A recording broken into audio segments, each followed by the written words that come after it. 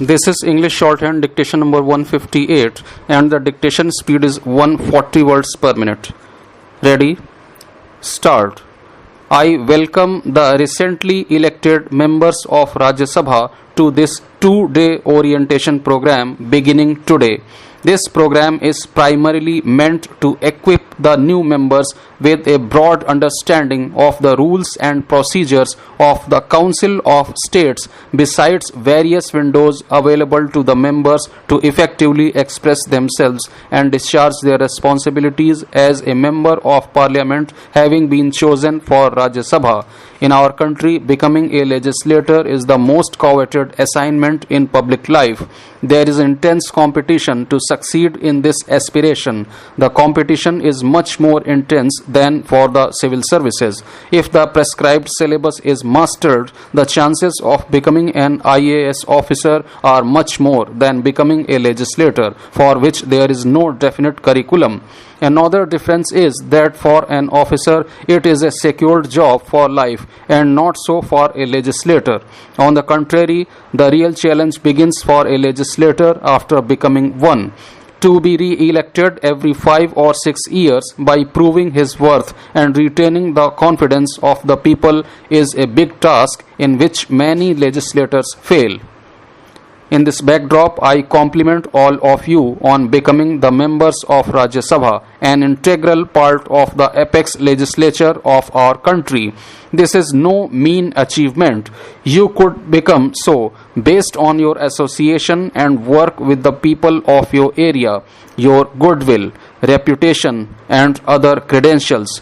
You now have the constitutional mandate of representing the interests of the state or the union territory you have been elected from. For you to succeed in this noble assignment, you need to perform well as a lawmaker in raising the matters of public importance from time to time in the House, seeking solutions, making quality contributions to the debates in the House, and in ensuring the accountability of the executive to the Parliament. These correspond to the legislative, representative, deliberative, and oversight functions of the legislature. For any public servant or other functionaries to effectively discharge their functions, proper understanding of the functional domain, rules and regulations governing the work environment, and more importantly, right attitude and orientation are important. This program is aimed at providing such orientation. I hope that all of you would make good use of this 2-day orientation.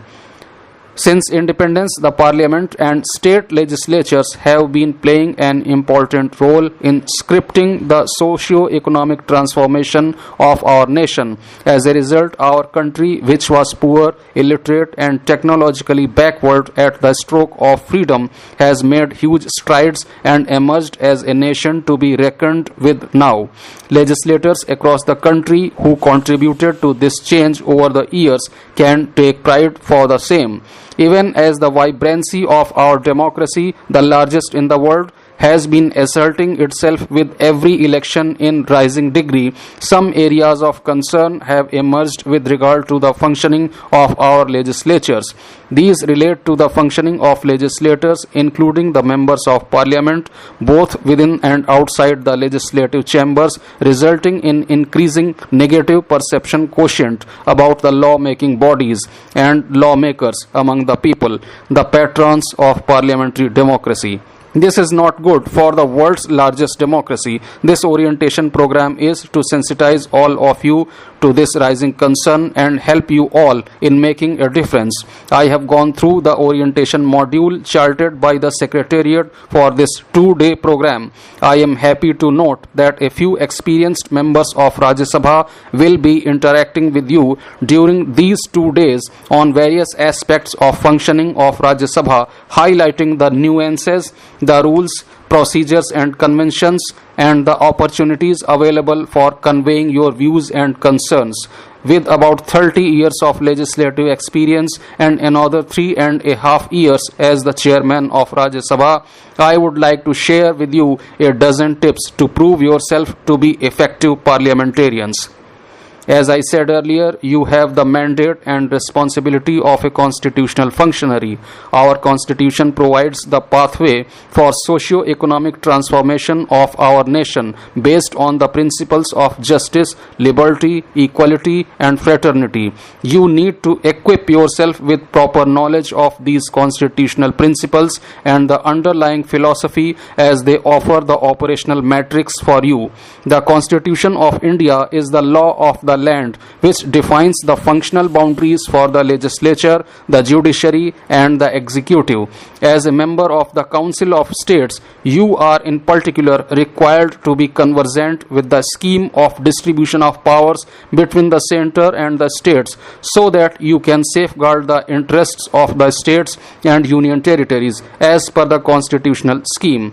Rajya Sabha has been vested with some special powers under the Constitution with regard to legislation on subjects mentioned in the concurrent list, creation of All India services, and ratification of President's rule when Lok Sabha is not existent. So you should be thorough with the provisions of the Constitution.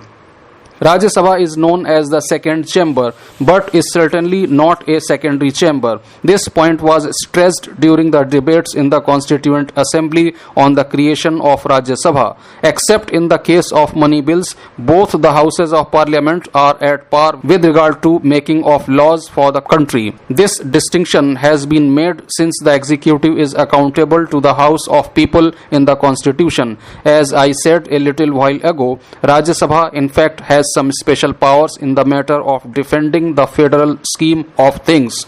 Given the separate provisions for election of members of the two houses of parliament and the changes in the political landscape of the country, the government of the day did not have majority in the Rajya Sabha for 39 of the last 69 years since Rajya Sabha came into existence in 1952. However, you should know that except on 3 occasions that required joint sittings of both the houses to sort out differences on lawmaking, both the houses functioned in a spirit of shared understanding and harmony all these years. This record has dispelled the fears expressed in the Constituent Assembly debates that the second chamber might prove obstructionist. This spirit of shared vision shall continue to guide the functioning of Parliament. So you should not conduct yourself in an obstructionist manner in the House. Without rules of social conduct, any society would be chaotic. It applies to legislatures as well. Accordingly, an elaborate scheme of rules of procedure for conduct of business in the Council of States has come into being over the years. You should know these rules and in particular those that are frequently resorted to. These rules provide for every possible contingency. During my 20 years in Rajya Sabha and 3.5 years as its chairman, I have never witnessed a situation when inadequacy of rules was felt in addressing procedural matters in the House. Knowing the rules and conventions of the House is one thing and abiding by them is another. Problems arise in the House when the well-established rules and conventions of the House are either violated or sought to be twisted in their interpretation. So it is advisable to adhere to the rules and conventions of the House. The House frequently runs into problems on account of repeated recourse to certain rules to make a point by some parties and members. Rules 267 seeking suspension of rules to take up a particular subject, abandoning the listed business of the day, is one such instrument causing most of the disruptions and forced adjournments of the House. Such rules are to be opted for in exceptional situations only instead of as a daily routine. Similar is the case with raising points of order. I have found this provision being resorted to increasingly even when there was no point. You should avoid raising such pointless points of order as it only highlights the inadequate understanding of the rules of the House. In effect, it is better to know the rules and stand by them. The primary duty of members of Parliament is making laws for the country. There are clear provisions in the Constitution regarding the processes to be followed in this regard. Every stage of passing a law offers unique opportunities either to oppose or support a bill under consideration and should be made appropriate use of.